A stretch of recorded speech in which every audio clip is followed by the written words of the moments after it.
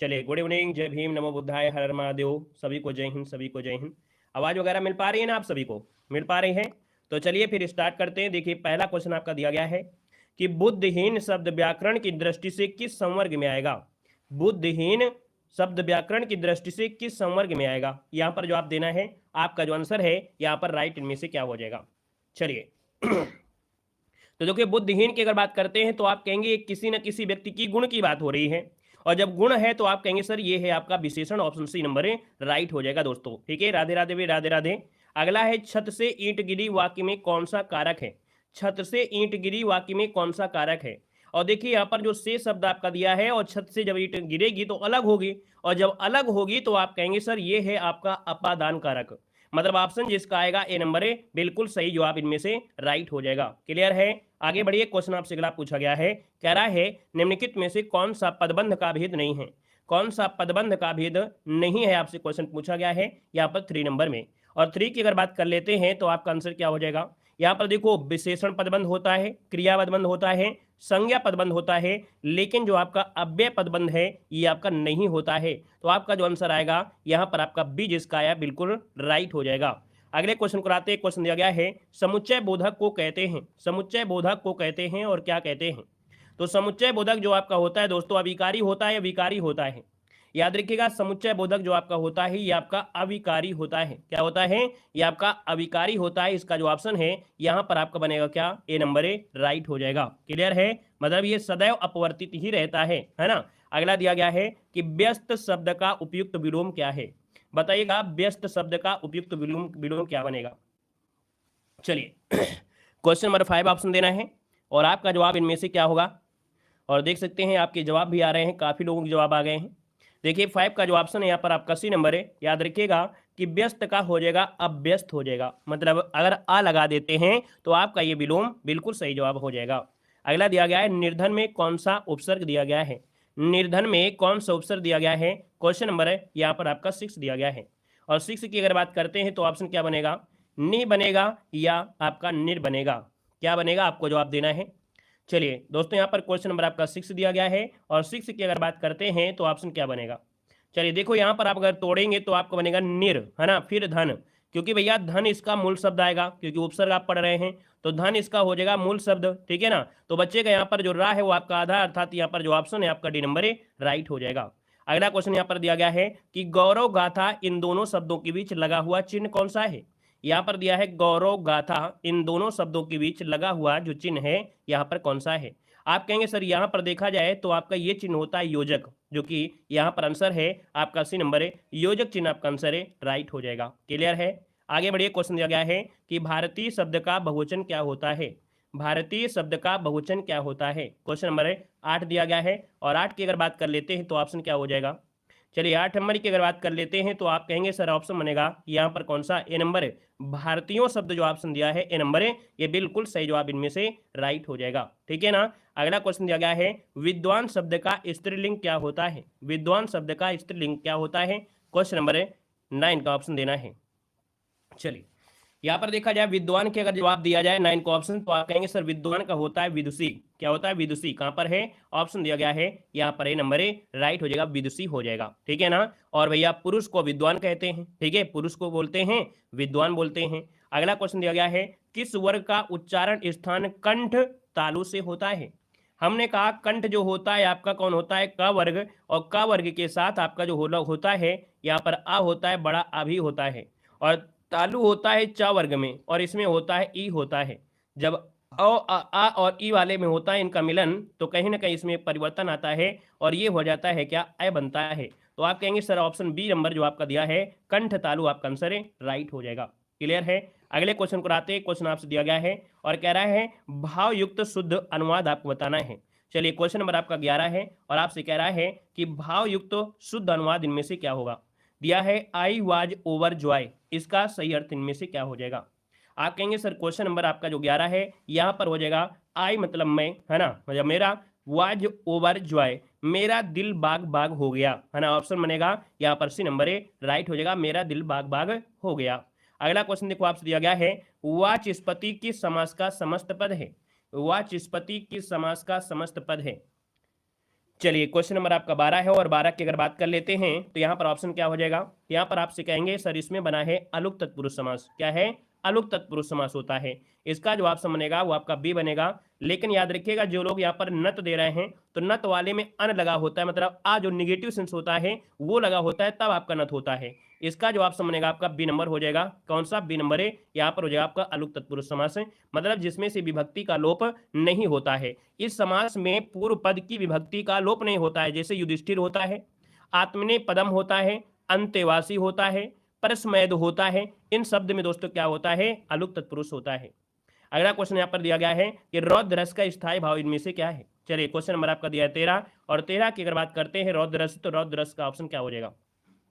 चलिए 13 का ऑप्शन देखिए आप सभी का आ गया है और यहाँ पर रौद्र रस के स्थायी भाव होता है क्रोध, है ना, जिसका भी ऑप्शन आ रहा है यहाँ पर क्रोध बिल्कुल सही जवाब इनमें से यहाँ पर हो जाएगा। अगर हम आपसे पूछे कि भय जो होता है वो किसका होता है, आप कहेंगे सर भय होता है भयानक का। किसका होता है? आप कहेंगे सर ये भयानक का होता है। अगर पूछे उत्साह किसका होता है तो आप कहेंगे सर उत्साह किसका होता है? वीर रस का होता है, वीर रस का।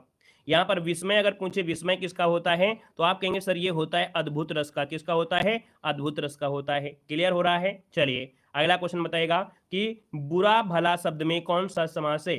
बुरा भला शब्द में कौन सा समास है। आप कहेंगे बुरा शब्द और भला दोनों ही क्या है? प्रधान है। जिस किसी समास का दोनों ही पद क्या होते हैं? प्रधान होते हैं, वो समास होता है आपका द्वंद्व समास।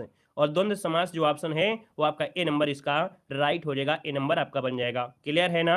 और यहाँ पर देखो दिया गया है कि वाक्य में त्रुटि भाग का चयन करना है। अगर कोई त्रुटि आपको ना मिले तो आपको डी लगा देना है। कह रहा है भारत सबसे बड़ा लोकतांत्रिक देश है, कोई त्रुटि नहीं है। अब यहाँ पर जो आपकी त्रुटि है वो आपको मिली है या नहीं मिली है।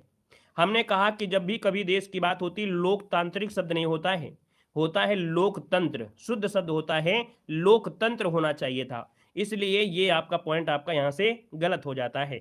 अगला दिया गया है उस तपस्वी से लंबे थे देवदार दो चार खड़े में अलंकार कौन सा है। यहाँ पर 16 नंबर की अगर बात कर लेते हैं तो ऑप्शन क्या हो जाएगा।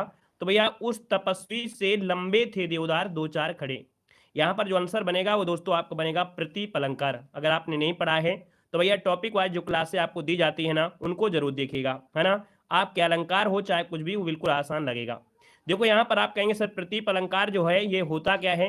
हमने कहा था कि प्रतीप अलंकार जो होता है ना कहीं उल्टा होता है। प्रतीप मतलब उल्टा हो गया, मतलब यहाँ पर ये कह रहा है कि जहां पर प्रसिद्ध उपमान को उपमेय बना दिया जाए वहां प्रतीप अलंकार होता है। मतलब यहाँ पर जो आपका उपमान है वो आपका देवदार है, उपमान जो है वो देवदार है। और उपमेय का उपमान में अर्थात जो आपका तपस्वी है, तपस्वी को उपमान बना दिया है, तो एक दूसरे को यहाँ पर क्या है? उल्टा है। ऑप्शन आपका डी हो जाएगा। ऐसे कम समझ में आएगा, लेकिन याद रखिए और अच्छे से समझाएंगे जब ना तो आपको ये समझ में जरूर आ जाएंगे। यहाँ पर दिया है पर्यायवाची आपको चुनना है। आप कहेंगे सर दिया गया है समुद्र, और यहाँ पर देखा जाए तो समुद्र का पर्यायवाची जो होता है इनमें से क्या हो जाएगा। चलिए देखिए समुद्र के पर्यायवाची में क्या क्या होते हैं। आप कहेंगे सर समुद्र का पर्यायवाची अर्डव होता है, जो कि पहला ही ऑप्शन आपका राइट है। और भी आपके होते हैं, है ना, अर्डव के बाद भी और भी होते हैं। पारावार भी होता है, रत्नाकर भी होता है, उदद भी होता है, निधि होता है, ठीक है ना। अगला दिया है सौदामिनी का पर्यायवाची इनमें से कौन है। सौदामिनी की अगर बात कर लेते हैं तो ऑप्शन क्या बनेगा। चलिए जय हिंद, जय हिंद सभी को, जय हिंद। पहली बार जुड़ रहे हैं तो आप लोग भैया जय हिंद जरूर लिखते चलिएगा, ठीक है ना। जितने लोग पहली बार जुड़ रहे हैं वो लोग जय हिंद जरूर लिख दीजिएगा। देखो सौदामिनी की अगर बात कर लेते हैं तो आप कहेंगे सर सौदामिनी होता है बिजली का, और बिजली का होता है तो ऑप्शन लगाएंगे यहाँ पर बी नंबर है, विद्युत हो जाएगा। हमने कहा जब भी आप पर्यायवाची पढ़िए तो कम से कम उस शब्द के 3 पर्यायवाची तो होना ही चाहिए, आना चाहिए। एक हमने आपको बता दिया विद्युत। अब दूसरी की अगर बात करते हैं तो आप कहेंगे चंचला भी तो होता है ना, क्या चंचला भी होता है। यहाँ पर चपला भी होता है, ठीक है, चपला भी होता है। यहाँ पर तड़ित भी होता है, विद्युत भी होता है ना। तो आप कहेंगे सर ऑप्शन बी राइट हो जाएगा। वहीं पर देखा जाए तो आप गंगोत्री के पर्यायवाची की अगर बात करते हैं तो आप कहेंगे गंगोत्री के पर्यायवाची गंगा, भागीरथी, है ना, ये आपका होता है त्रिभद्गा होता है, सुरसरी होता है, देवनदी होता है, ठीक है ना। और अगला क्वेश्चन आपसे दिया गया है कि संरचना शब्द के लिए कौन सा पर्याय शब्द अनुचित है। संरचना का पर्याय कह रहा है अनुचित है, इसका मतलब निगेटिव आपको ढूंढना है। आप कहेंगे संरचना के पर्यायवाची में यहाँ पर दिया है संगठन, रचना विन्यास, उद्भावना और विरचित दिया गया है। अब देखा जाए 19 नंबर का ऑप्शन क्या हो जाएगा। चलिए बताइए, यहाँ पर जो आपका आंसर है क्वेश्चन नंबर 19 में, और 19 का जो ऑप्शन बनेगा यहाँ पर सी हो जाएगा। याद रखिएगा कि भैया जो उद्भावना दिया गया है ये उद्भावना दिया गया, इनमें से अनुचित है, याद रखिए संघटना है, रचना विन्यास है, विरचित आपका हो जाएगा। तो इसका जो ऑप्शन है वो आपका सी यहाँ पर अनुचित आपका हो जाएगा। अगला क्वेश्चन यहाँ पर आपसे दिया गया है और आपसे कह रहा है बेमेल शब्द आपको चुनना है। यहाँ पर देखिए बेमेल आपका कौन सा है। चलिए बेमेल शब्द आपका कौन सा है।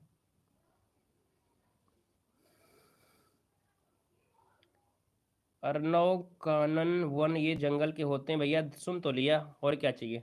चलिए देखिए 20 नंबर आपसे कह रहा है, आप कहेंगे सर 20 नंबर में कह रहा है जो आपसे बेमेल आपका है। यहाँ पर देखो दिया गया है समस्या दिया गया है, यहाँ पर खेद दिया गया है, कठिनाई दी गई है और जटिलता दिया गया है। अब आप ये कहेंगे सर यहाँ पर तीनों ही क्या है, समस्या, कठिनाई, जटिलता, ये तो समस्या है लेकिन खेद है तो आपका होगा नहीं। अगर खेद नहीं होगा तो ऑप्शन क्या होगा, बी हो जाएगा। अगला दिया गया है यहाँ पर आपको विलोम शब्द आपको छांटना है। क्या छांटना है, विलोम शब्द आपको छांटना है। यहाँ पर देखो श्वेतांबर दिया है और श्वेतांबर का जो विलोम हो जाएगा इनमें से राइट क्या हो जाएगा, यहाँ पर जवाब देना है। वीडियो को भैया जितने लोग आ गए हैं है ना, सभी लोग वीडियो को लाइक जरूर करिएगा। पहली बार जुड़े हैं तो जय हिंद लिखिएगा, बाकी पुराने लोग हों या नए स्टूडेंट हो है ना, आपको भैया वीडियो जरूर लाइक करिएगा, शेयर भी करते रहिएगा, ठीक है ना। यहाँ पर देखा जाए तो आपका जवाब भी यहाँ पर आ गया है लगभग सभी का। श्वेतांबर का विलोम होता है दिगंबर, है ना। क्या होता है, श्वेतांबर का होता है दिगंबर, जो कि ऑप्शन बनेगा यहाँ पर आपका ये नंबर ए राइट हो जाएगा। अगला क्वेश्चन बताइएगा ओजस्वी का विलोम क्या होता है। चलिए बताइएगा ओजस्वी का विलोम इनमें से क्या हो जाएगा। आपका जो आंसर है ओजस्वी का विलोम इनमें से क्या बनेगा। चलिए ओजस्वी मतलब होता है ना जिसके ललाट में बिल्कुल है ना तेज चमक रहा हो वो होता है ओजस्वी, और जिसके ललाट में भैया तेज बिल्कुल चमक ही नहीं रहा है तब आप क्या बोलेंगे, तो आप कहेंगे सर जी क्रांतिहीन। क्या बोलेंगे, यहाँ पर कांतिहीन हो जाएगा, option C number A right हो जाएगा। अगले क्वेश्चन को और बढ़ते हैं। क्वेश्चन आपसे दिया गया है कि उसका उत्तरीय उस पर जच रहा है। चलिए यहाँ पर बताना है, क्वेश्चन नंबर आपका 23 है और 23 में कह रहा है उत्तरी शब्द है ना, तो भैया उसका उत्तरी शब्द हो जाएगा इसका विलोम अधोवस्त्र। क्या बनेगा, उत्तरी का जो विलोम होता है वो होता है अधोवस्त्र होता है। नोट करिएगा, नया क्वेश्चन आपको मिले तो स्क्रीनशॉट जरूर ले लीजिएगा। हमने कहा है कि एक नोट्स जरूर बनाइएगा।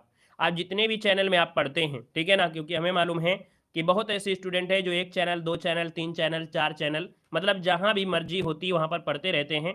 तो एक बार नोट्स भी बनाइएगा। हमारी ये तो क्लास हमेशा रहती है, जब आप एग्जाम में बैठिएगा तो नोट्स से ही मिलान कर लीजिएगा कि भैया कैसे क्वेश्चन आपके मिले हैं कैसे नहीं मिले हैं। तो याद रखिए कि यहाँ पर आंसर आपका बनेगा कौन सा, डी हो जाएगा। इसलिए नोट्स बनाना आपको जरूरी है। देखो दिया है भारतीय लोक जीवन में योग को अति महत्वपूर्ण समझा जाता है।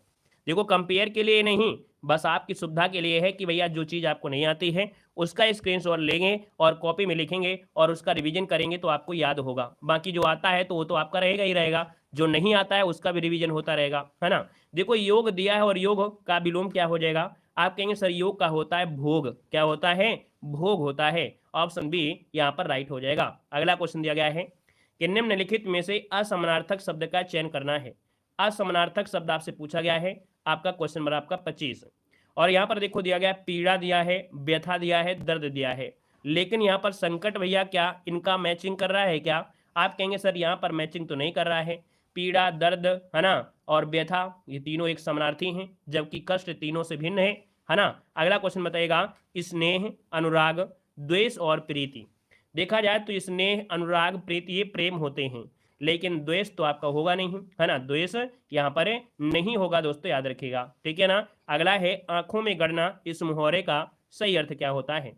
आंखों में गड़ना इस मुहावरे का सही अर्थ क्या बनेगा। गौर से देखना होता है क्या, आप कहेंगे नहीं, तो फिर बताइए क्या जाएगा। मन में खटकना, सहन न कर पाना या वस्तु को पाने की उत्कृष्ट लालसा रखना। आप चारों ऑप्शन में देखेंगे तो भैया ऑप्शन कौन बनेगा, डी नंबर है, वस्तु को पाने की उत्कृष्ट लालसा, ये आपका आंसर है राइट हो जाएगा। अगले क्वेश्चन को आते हैं। क्वेश्चन दिया गया है एक अनार 100 बीमार। यहाँ पर ये जो आपका है आपके लोकोक्ति है या मुहावरा है। यहाँ लोकोक्ति है मुहावरा है, हमने आपको बताया था कि ये भी आसान होता है। लास्ट में अगर ना शब्द अगर आ जाता है ना तो 99% है कि भैया ये रूल फॉलो करता कि आपका मुहावरा होता, लेकिन ना शब्द आपका नहीं है, ये हो जाएगा आपका लोकोक्ति। याद रखिए एक अनार 100 बीमार ये लोकोक्ति है दोस्तों, याद रखिएगा, ठीक है ना।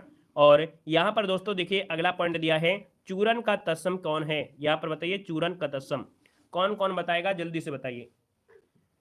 चलिए चूरन का जो तत्सम होगा इनमें से क्या हो जाएगा। आप कहेंगे सर चूरन का तत्सम होता है चूर्ण, है ना। यहाँ पर चूर्ण होता है, जहां भी रा की मात्रा लग जाए वो आपका तत्सम ही होता है। तो यहाँ पर आपका आंसर बी राइट हो जाएगा। अगला दिया गया है तद्भव शब्द का चयन करना है। यहाँ पर तद्भव शब्द आपका कौन सा है, 30 को ऑप्शन दीजिएगा। यहाँ पर देखो सुर दिया है, निडर है, गति है और कमल दिया गया है। देखा जाए 30 नंबर में सो तो आपका निडर है ना, यहाँ पर निडर जो आपका दिया गया है वो आपका हो जाएगा तद्भव। तो इसका तत्सम क्या होता है, तो आप कहेंगे इसका तत्सम होता है निर्डर, मतलब ऊपर रा लग जाता है। क्लियर है। अगला क्वेश्चन दिया गया है वर्ण में एक प्रत्यय लगाने से बनने वाला शब्द में से कौन सा है। चलिए यहाँ पर दिया गया है वर्ण में एक प्रत्यय लगाने पर बनने वाला जो शब्द आपका है इनमें से वो आपका राइट क्या हो जाएगा। आप कहेंगे सर वर्णिक है ना, क्या होता है, वर्णिक होता है। बड़ा आसान है, यहाँ पर option A number A right हो जाएगा, वर्णिक बनेगा। अगला दिया गया है निम्नलिखित शब्द में से उपसर्ग आपका नहीं है। यहाँ पर आपसे उपसर्ग नहीं है, आपसे पूछा गया है। तो चलिए 32 नंबर देख लेते हैं। आप कहेंगे सर उपसर्ग में देखा जाए अपवाद में से आपका है, ठीक है ना। यहाँ पर पराजय में आपका हो जाएगा, ठीक है। यहाँ पर प्रभाव में हो जाएगा। लेकिन अगर आप आते हैं ओढ़ना में, तो ओढ़ना में है क्या, इसमें तो प्रत्यय जुड़ा हुआ है ना। यहाँ पर आप कहेंगे प्रत्यय जुड़ा हुआ है, ऑप्शन डी आपका राइट हो जाएगा। अगला बताइएगा पौधन अन को संधि युक्त करने पर क्या मिलेगा।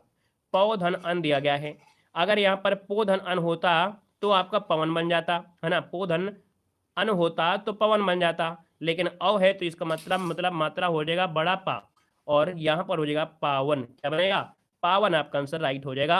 और ये है आपकी कौन सी संधि, तो आपकी अयादि संधि है। कौन सी है, अयादि संधि है। अगला दिया गया है कि निम्नलिखित में से कौन सा उच्छ्वास का संविच्छेद है।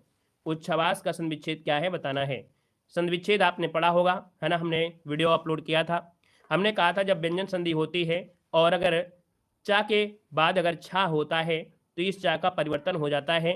यहाँ पर याद रखिए छा का परिवर्तन सा में होता है और चा का परिवर्तन ता में होता है, तब ये बन जाता है उत्धन श्वास है ना, उत्धन श्वास, क्योंकि यहाँ पर चा का परिवर्तन ता में हुआ है और ये छा का परिवर्तन स्वा में हो जाता है, सा में हो जाता है। अगला दिया गया है आक्रोध शब्द का सर्वाधिक उपयुक्त अर्थ क्या है। आक्रोध शब्द का उपयुक्त सर्वाधिक उपयुक्त अर्थ क्या होता है। आक्रोश, आक्रोश मतलब बोलेंगे क्या, आक्रोश मतलब होता है दुख से चीखना या कर्कश स्वर में जाने वाली भर्त्सना। यहाँ पर ऑप्शन बी हो जाएगा। आप कहेंगे सर कर्कश स्वर में की जाने वाली जो आपकी भर्त्सना होती है, यहाँ पर जो ऑप्शन आएगा वो आपका बी नंबर ए राइट हो जाएगा दोस्तों, ठीक है ना। और अगले क्वेश्चन को बढ़ते हैं। क्वेश्चन दिया गया है कि रुपए जो होते हैं वो आपके बोलते हैं या खनकते हैं। यहाँ पर बताइएगा क्वेश्चन नंबर आपका 36। आप कहेंगे सर क्वेश्चन नंबर 36 के अगर बोलते हैं तो आपके रुपए जो होते हैं वो आपके खनकते हैं, क्या होते हैं, खनकते हैं। अगला दिया गया है कि वर्तनी की दृष्टि से कौन सा शुद्ध शब्द आपका है। यहाँ पर वर्तनी के हिसाब से जो शुद्ध शब्द बनेगा इनमें से राइट क्या हो सकता है। चलिए भैया क्वेश्चन नंबर आपका दिया गया है 37 नंबर में, और 37 की अगर बात करते हैं तो ऑप्शन क्या बनेगा। आप कहेंगे वंदना जो लिखा जाएगा वो किस प्रकार से, किस प्रकार से, ऑप्शन देखिए डी नंबर, ये आपका हो जाएगा वंदना। ये आपको ऐसे लिखना है दोस्तों, याद रखिएगा, ठीक है ना, क्लियर है। अगले बताइएगा क्वेश्चन आपसे दिया गया है, कह रहा है मैं खाना खा चुका तब वह आया, यह वाक्य कैसा है। मैं खाना खा चुका तब वह आया, ये वाक्य जो आपका है कैसा है। तो आप कहेंगे सर एक तो सेंटेंस यहाँ से जुड़ा है और एक सेंटेंस यहाँ से जुड़ा है। जब ऐसा आपका दिया गया है दो सेंटेंस, तो ये हो गया आपका संयुक्त वाक्य, क्या हो जाएगा, ये हो जाएगा आपका संयुक्त वाक्य बन जाएगा। अगला क्वेश्चन यहाँ पर आपसे दिया गया है जो कि आपसे कह रहा है पहला और 6 वाला। हमने कहा था कि ऐसे भी क्वेश्चन आपको देखने को मिल जाते हैं। 39 नंबर में से आपको कह रहा है स्टार्टिंग देखो यहाँ से करना है, अंत आपको यहाँ से लेना है। जो बिखर गए हैं, जो या डाला हुआ इधर उधर है, उनको एक करना है। तो देखिए मजदूरों की बस्तियों में, मजदूरों की बस्तियों में व्यक्तियों के अपेक्षाकृत अनजान होने से, व्यक्तियों के अपेक्षा अनजान होने से तथा मनोरंजन, शिक्षा आदि की सुविधाओं और कल्याणकारी कार्यकलापों के न होने से वहां के बेकार रहने वाले व्यक्तियों के बिगड़ने की संभावना होती है। देखिए ऑप्शन सी वाला यहाँ पर राइट हो जाएगा, सी नंबर, ठीक है ना। आगे बढ़िए, क्वेश्चन आपसे अगला पूछा गया है और आपसे कह रहा है कि भैया यहाँ पर दूसरा पॉइंट आपके सामने है। अरे इस दूसरे पॉइंट को हम नहीं बताएंगे क्योंकि एक हमने बताया है, लेकिन अगर आप लोग नए हैं तो अब इस क्वेश्चन को आप समझिए कि पहला और 6 तो स्थिर रहता है, 11 अलावा में किस प्रकार से होगा। क्वेश्चन नंबर जो आपके 41 है, इसको आप लोग कमेंट करिएगा, ठीक है, एक बार स्क्रीनशॉट लीजिएगा। और जिनको नहीं आता है ना, जिनको आता है तो भैया वो तो हीरो हैं, वो तो स्क्रीनशॉट भी नहीं लेंगे और कहेंगे क्या मतलब है ऐसी चीज़ से। तो भैया जो हीरो है वो हीरो रहने दीजिए, जो बिल्कुल नए हैं वो लोग इसका प्रयास जरूर करिएगा घर में लगाने के लिए, ठीक है ना, स्क्रीनशॉट लीजिएगा। अगला क्वेश्चन दिया गया है यहाँ पर गद्यांश, शिक्षा को वैज्ञानिक, है ना, देखो शिक्षा को वैज्ञानिक से रिलेटेड आपका दिया है और आसान तरीके से राष्ट्र के बारे में दिया गया है, बड़ा आसान हो जाएगा।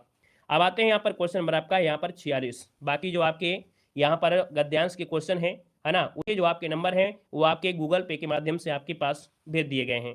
यहाँ पर देखिए क्वेश्चन नंबर आपका 46 है कि भारतेंदु हरिश्चंद्र का कौन सा नाटक बांग्ला भाषा से अनुदित किया गया है।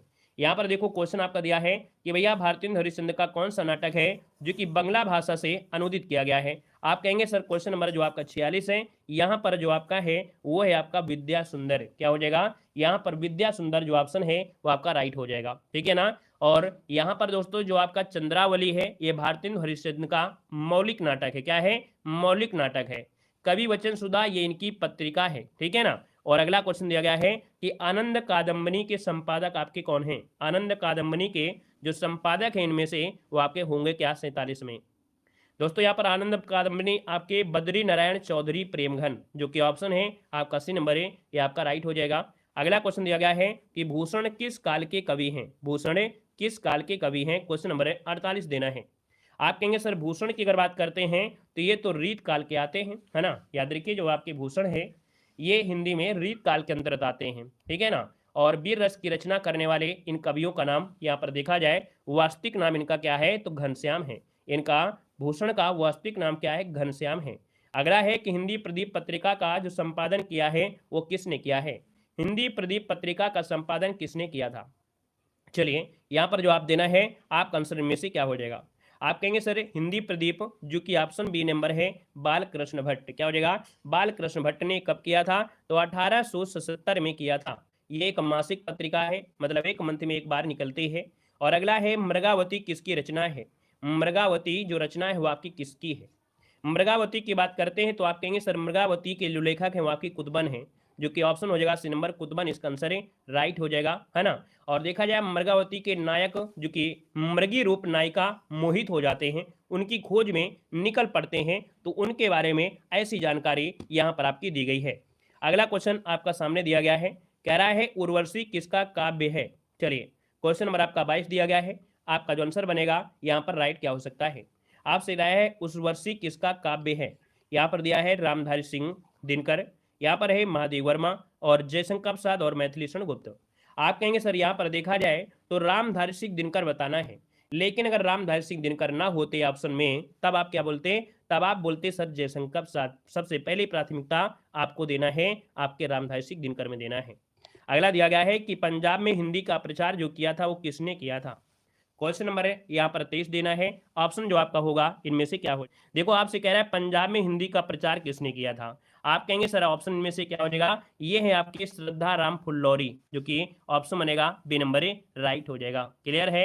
अगला बताइएगा, कह रहा है हिंदी साहित्य के इतिहास में प्रसिद्ध कबीरदास, सूरदास, महावीर प्रसाद द्विवेदी, प्रेमचंद, हरिवंश रायबच्चन आदि किस प्रदेश से हैं। चलिए अच्छा ये बताइएगा, आपसे कह रहा है कि भैया कबीरदास, सूरदास, महावीर प्रसाद द्विवेदी। आप कहेंगे सर ये सब उत्तर प्रदेश से हैं। कहाँ से हैं? ये सब आपके उत्तर प्रदेश से जुड़े हैं। क्लियर है। यहाँ पर देखिए अगला क्वेश्चन दिया गया है कि कबीरदास, तुलसीदास, सूरदास और ये जो आपके हैं कौन से काल से संबंधित हैं, ये बताइएगा। आपकी अगर हिंदी बिल्कुल कमजोर है तो आपको परेशान नहीं होना है ना। आप अच्छी जगह आए हैं और यहाँ पर देखिए आपको टाइम भी नहीं लेते हैं। बाकी आपसे कहते हैं कि कोई भी एक किताब हो, है ना, कोई आपसे बोलेगा नहीं, लेकिन हम आपको हमेशा बोलते हैं कोई भी एग्जाम हो तो बोलते हैं एक किताब आपके पास होनी जरूरी है जो कि बेसिक की होती है। अगर आप उसमें से आधा घंटा का समय देते हैं, मात्र आधा घंटा का, और इसके बाद हमारे इस प्रैक्टिस सेट को लगाते रहते हैं तो आपको समय लगेगा मात्र 15 से 20 दिन। ठीक है, हिंदी में 15 से 20 दिन समय लगेगा और आप बिल्कुल जीरो से हीरो बन जाओगे। लेकिन आधा घंटा समय जरूर देना है कसम खाकर, है ना। वो मोबाइल में शॉर्ट वीडियो देख देख के पढ़ाई नहीं होती है। ठीक है, तो आप कहेंगे काल दिया है और काल दिया है तो ऑप्शन लगभग सबका सही हो जाएगा। 25 नंबर का ऑप्शन क्या हो जाएगा। आप कहेंगे सर ये भक्ति काल से जुड़े हैं, ऑप्शन बनेगा बी नंबर है भक्ति काल, जिसका ऑप्शन आया है बिल्कुल सही जवाब इनमें से राइट हो जाएगा। अगले क्वेश्चन को आइएगा। क्वेश्चन दिया गया है निम्नलिखित में से कौन अष्टछाप के कवि हैं। हमने कहा था कुछ आए या ना आए, लेकिन अष्टछाप के कवियों में से आपका नाम यहाँ पर आना चाहिए। अब देखा जाए तो यहाँ पर आपसे देखो दिया गया है अष्टछाप का कवि कौन है, तो सबसे प्यारे हैं आपके कवि कौन है, ये आपके सूरदास हैं। क्या है? सूरदास है। ऑप्शन बनेगा आपका बी नंबर हो जाएगा। अगला क्वेश्चन यहाँ पर दिया गया है, निम्नलिखित में से कौन सी पुस्तक प्रेमचंद के द्वारा लिखित नहीं है? लिखित नहीं है। आपने कहा सर कर्मभूमि है, रंगभूमि है, कायाकल्प है और ध्रुव स्वामिनी है। यहाँ पर देखा जाए तो ऑप्शन डी हो जाएगा ध्रुव स्वामिनी। अब आप ये बताइए कि ध्रुव स्वामिनी जो रचना है वो किसकी रचना है? ध्रुव स्वामिनी जो रचना है वो आपकी किसकी रचना है? आप कहेंगे सर ये है आपके जयशंकर प्रसाद की। किसकी है? जयशंकर प्रसाद की है।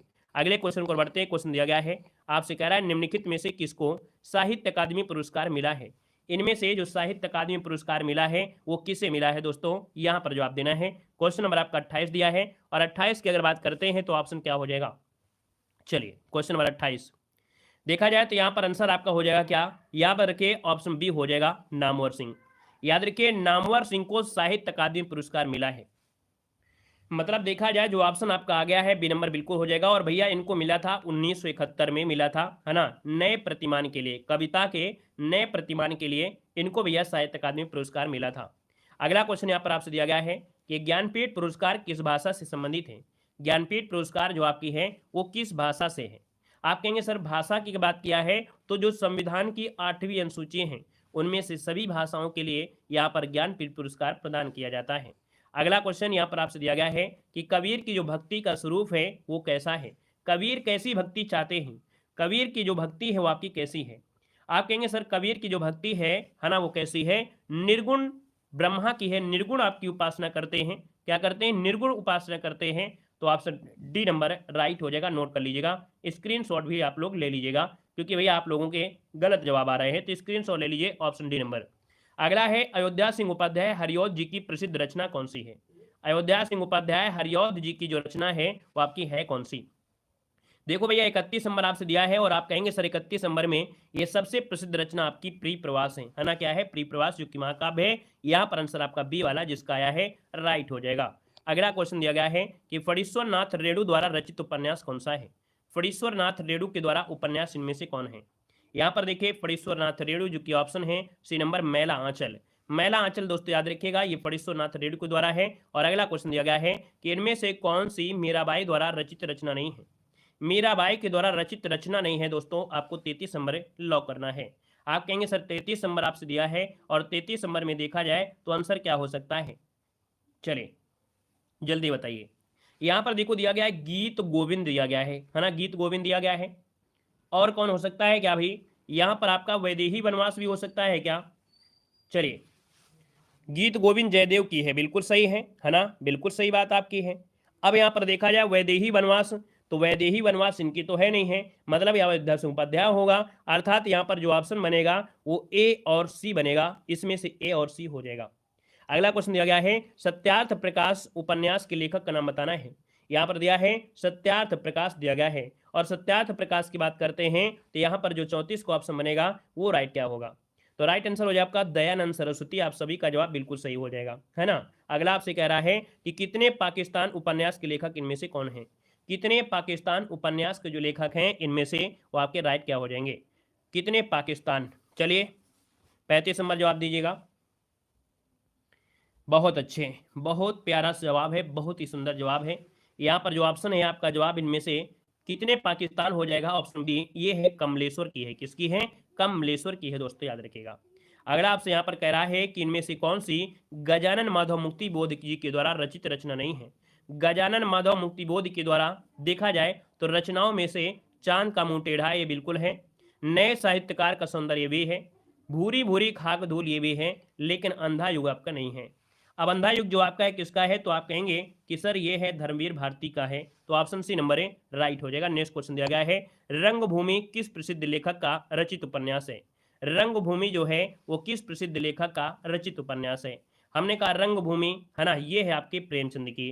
तो ऑप्शन बनेगा आपका बी नंबर। क्लियर है। अगला बताइएगा, क्वेश्चन आपसे कह रहा है तुलसीदास जी द्वारा रचित प्रसिद्ध महाकाव्य का नाम इनमें से क्या है? तुलसीदास के द्वारा रचित महाकाव्य इनमें से कौन है? 38 नंबर आपको देना है। अब आप कहेंगे सर क्वेश्चन नंबर जो आपका 38 है तो 38 को ऑप्शन बी हो जाएगा रामचरितमानस, जो कि आपके अवधी भाषा में ये लिखा गया महाकाव्य है। ऑप्शन बनेगा आपका बी नंबर है। और अगला क्वेश्चन दिया गया है निम्नलिखित में से कौन सी अज्ञेय के द्वारा रचित नहीं है? अज्ञेय जी के द्वारा रचित रचना नहीं है। क्वेश्चन नंबर आपका दिया गया है 39 और इसका जवाब आपको कमेंट बॉक्स में कमेंट करना है। जितने भी स्टूडेंट पहली बार जुड़े हैं आपको बता दें स्टार्टिंग में 50 क्वेश्चन हम सोल्व कराते हैं। एक मॉडल पेपर होता है, और लास्ट में हम कुछ आपको 10 से 15 क्वेश्चन आपके हिंदी साहित्य के भी ऐड करते हैं। ये हमेशा हमारी क्लास चलती है। आइए जल्दी से अगली क्लास में मिलते हैं। वीडियो को लाइक शेयर करके अगली क्लास में तुरंत आइए। ठीक है, धन्यवाद सभी को। जय हिंद, वंदे मातरम।